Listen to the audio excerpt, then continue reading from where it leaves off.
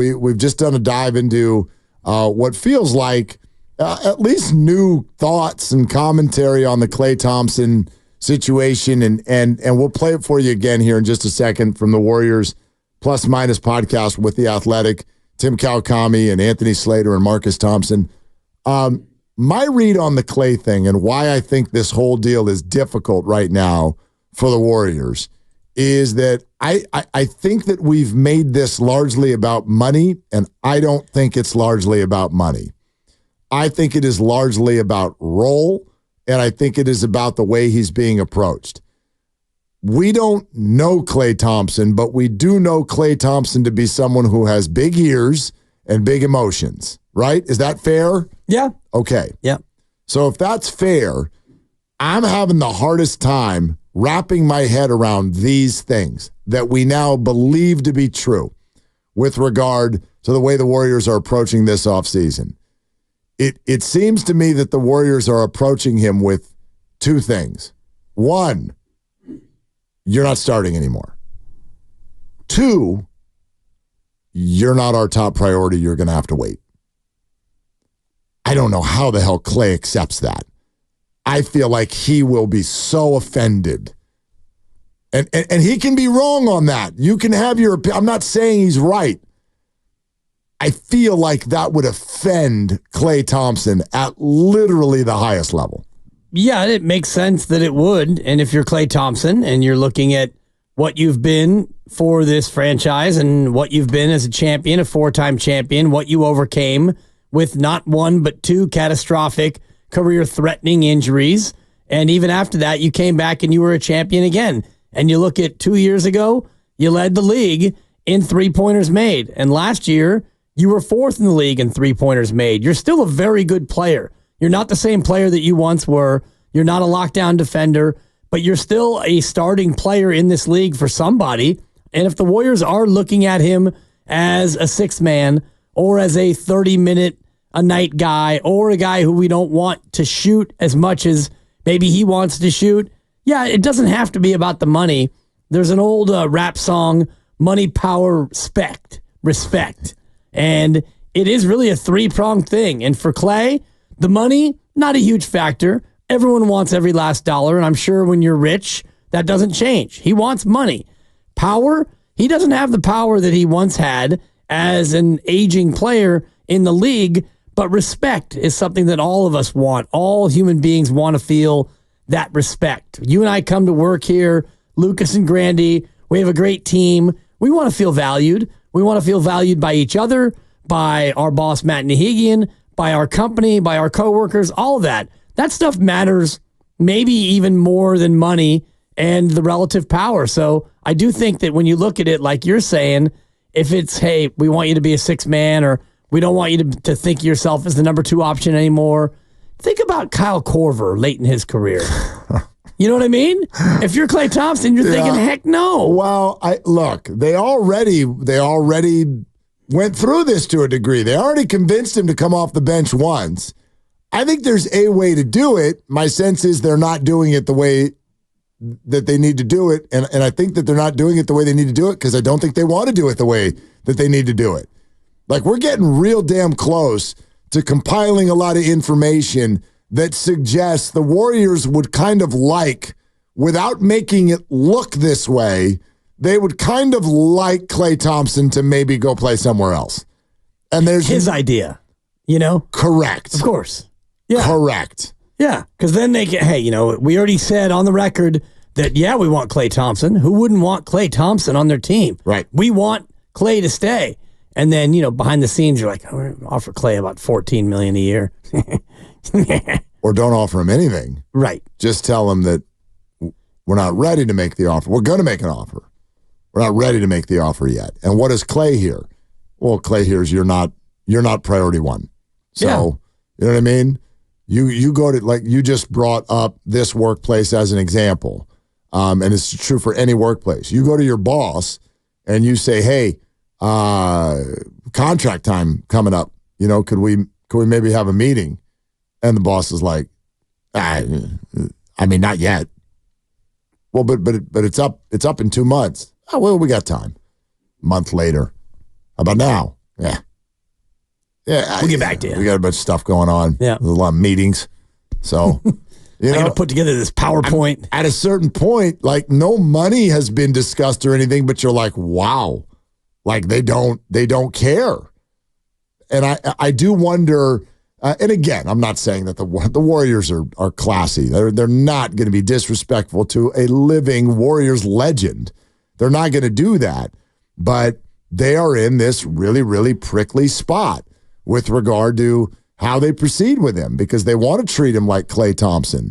But at the same time, it is starting to feel to me like the underbelly of the Warriors is like this. They're like, we kind of know that we need to go in a different direction if we want to be good this year. But we can't say that out loud, and we certainly can't say that to him. So we're going to go through the process of acting like we want him back, and slowly but surely behind the scenes, we're going to move in a direction that's going to make the opposite happen. That's right. What I mean, check all this out. Here, this is part of the Warriors Plus Minus podcast, The Athletic. Listen for Marcus Thompson's part in this one. His situation remains very unsettled behind the scenes. I wrote about it last week. It's going to depend. I don't think it looks good for him coming back. I think he's going to get a bunch of money thrown at him. And I know it's crazy. Shorter term deal, like balloon payment. I know. Oh, no, man. Teams are out here desperate. We watched 4 teams in the playoffs could not score.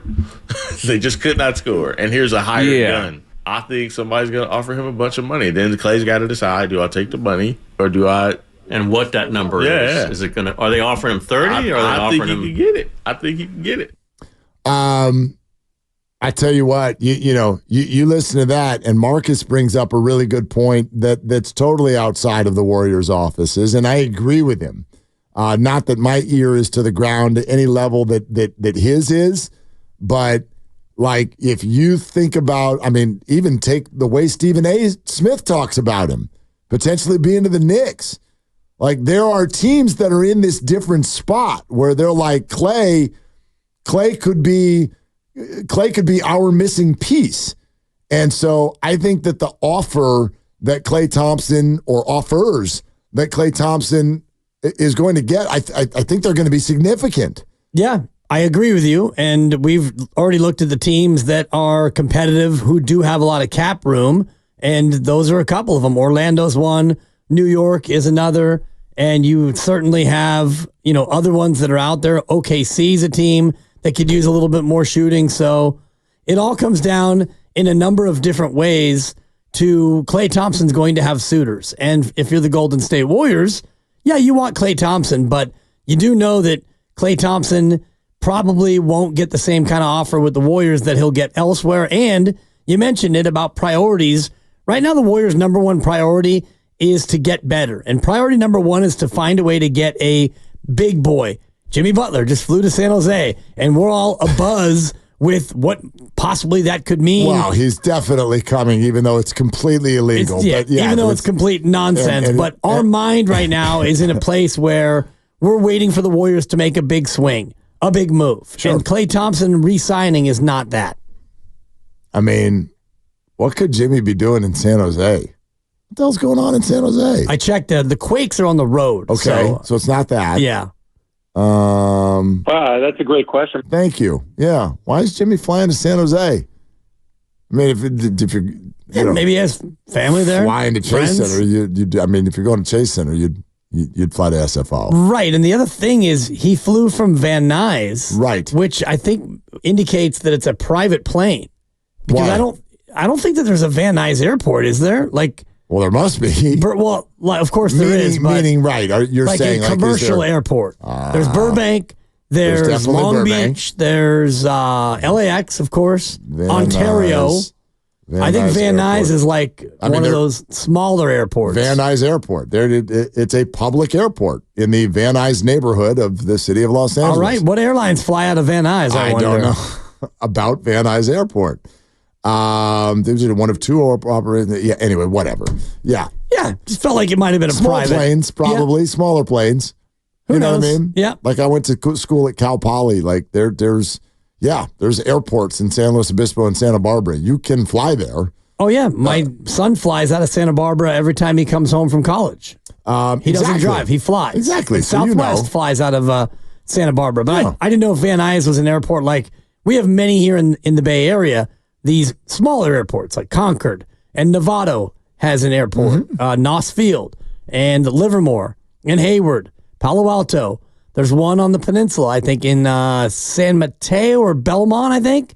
There's all these little airports out there. So I've landed at almost all of them. Van Nuys to San Jose, by the way, is like it's like 40 minutes in the air. Yeah. Like, if that. That's a super quick flight.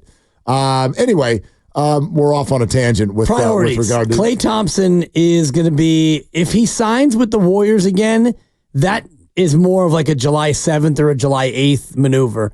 Free agency starts July 1, and that's when Klay Thompson's going to get offers from other teams. Look, if he's somebody else's first priority, then I would imagine he's going to go to a different team. The Warriors right now are following the script of how you move on from a legend, how you move on from a fan favorite. They're following the script. You don't give him a thank you contract for 5 years and watch him deteriorate, Giants? No. Look, what have they done with this guy all year long? All year long. Okay, let you offer him a contract at the beginning of the year, which, by the way, can we go down that hole for a second? We don't know that. We're acting like we know that. What, did they offer him a contract? It was a Shams comment on a FanDuel show. Same guy that said J.J. Redick was about to be the head coach of the Los Angeles Lakers. And maybe he will be.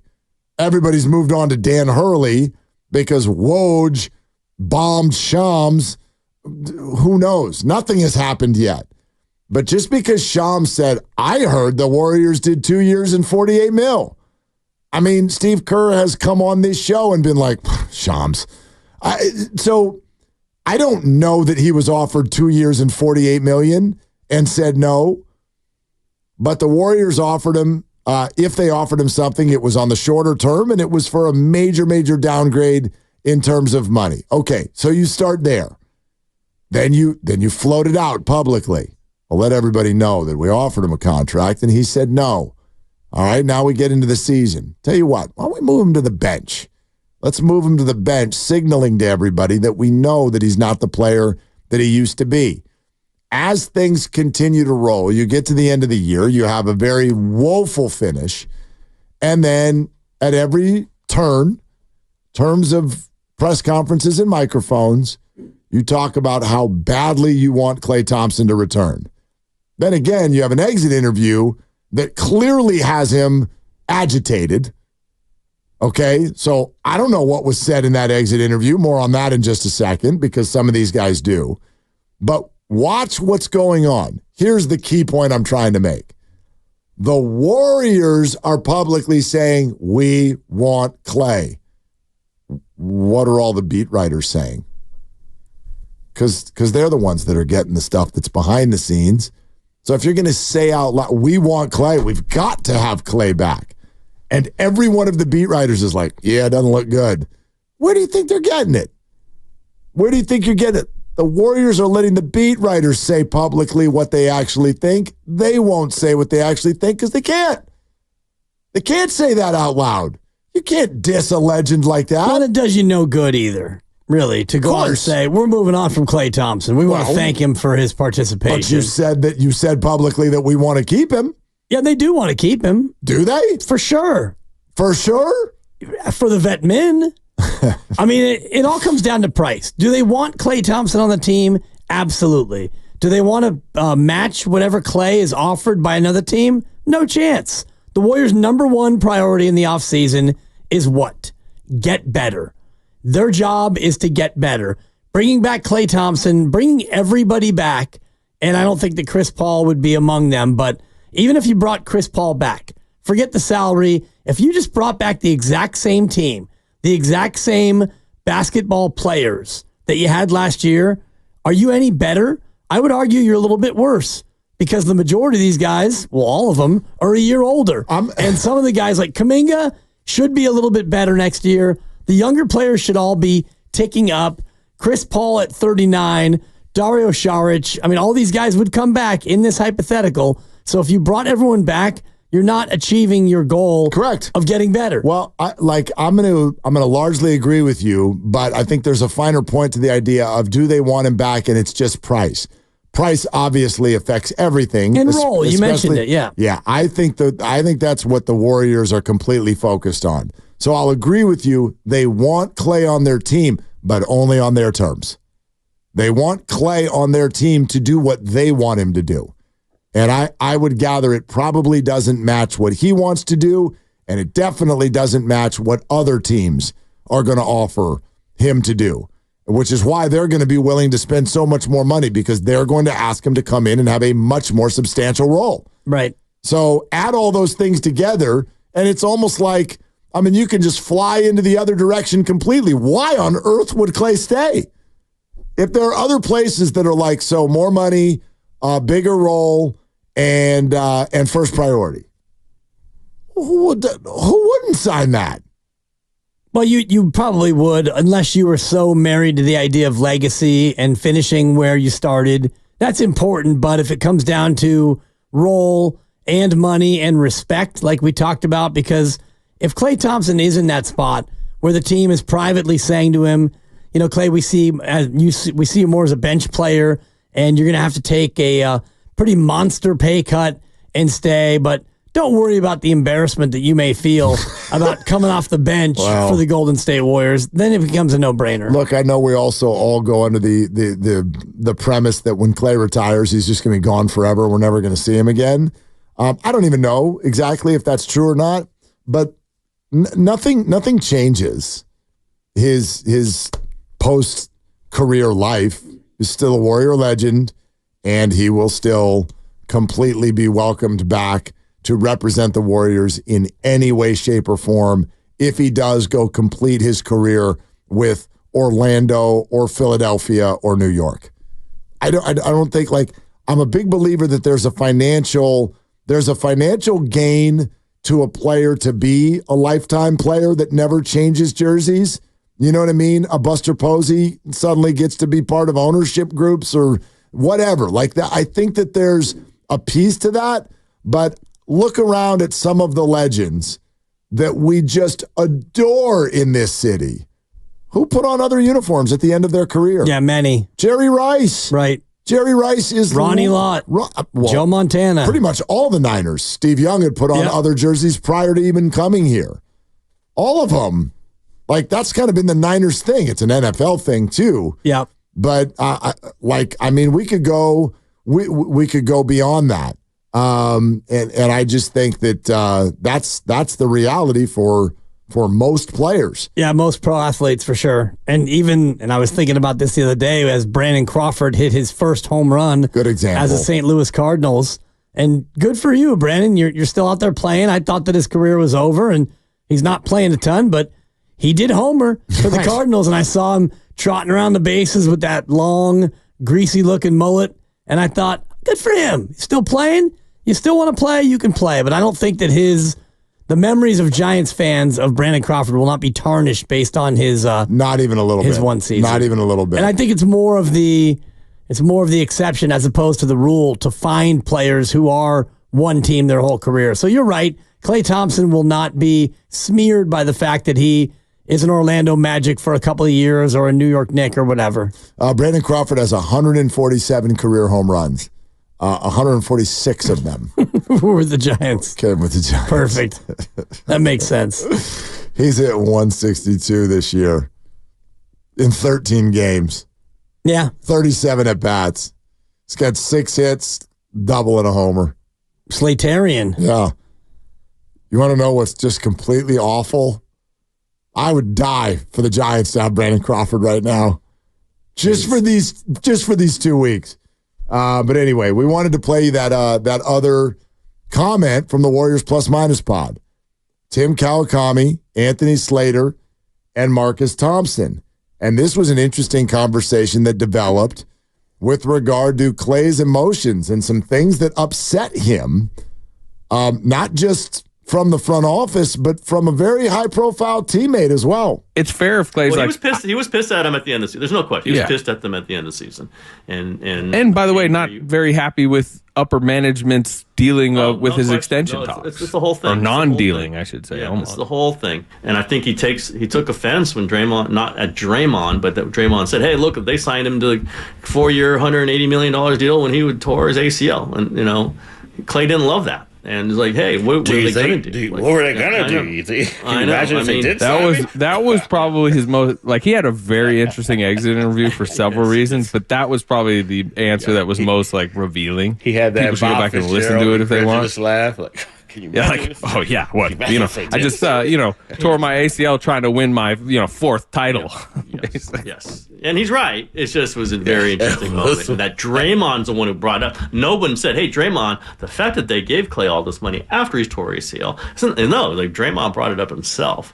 So interesting stuff. And again, I've heard it's not as pissy right now. It doesn't mean they're going to do a deal. I just think they've had some understanding. They've had time. Yeah. It's just he was pissed. Klay was pissed. Okay. So, I sort of love hearing that because for me, it kind of helps explain a lot about the way things have gone over the last year plus with Klay Thompson. He has looked annoyed. He has snapped at people where you're like, why are you just snapping at him? Tim Kawakami didn't even ask you about yourself. And you start freaking out. Are you going to bench me? Yeah. I'm like, he writes for The Athletic. He's not going to bench you. I don't think he has a jurisdiction. Write an article. Why? So, he's been edgy, and now we understand a little bit more. And, it all adds into a bucket where, the relationship between the team and Klay Thompson, if Tim's going to be like, it's not that pissy right now, well, that's great. He didn't say it was good. He just said there's not vinegar in it that there was maybe 3 months ago. But add all of this together, not a great relationship. Certainly cash strapped, and by the way, they'd like the role to be severely lessened. Oh, and the rest of the league still is in complete love with Klay Thompson and that 3-point shot. Add it all together. And I know people don't want to come out and say it firmly, and boy, I really hope I'm wrong and could be wrong, but you start adding these clues together, I'm like, dude, in this moment, I don't see how he ends up on this team again next year. What's the path? What's the scenario based on all of this information that leads him back to the team? Don't see it, and especially if you take Tim Kawakami at his word, or I don't know if it was Anthony Slater or Marcus Thompson, but one of them was mentioning how there's going to be offers out there for Klay Thompson. I think Marcus mentioned because 4 of the 8 teams that were still alive late in the postseason, they couldn't shoot and they couldn't score. And Here you have a guy who is still one of the best shooters in the game, and a guy who, in the right system and in the right role, just go out there and be a sniper for a team. And he could be that for the Golden State Warriors, and he has been for so many years. But you take some of these younger teams that are dying for that veteran presence, that championship pedigree, which is something that he would bring that, obviously we take it for granted a little bit here because you have Steph and Draymond who also have that. But if you take a young team like Orlando, a team without that experience, and you add in a real 3-point shooting threat and a guy who's got 4 championships, that's invaluable, and teams will pay for that. Yeah.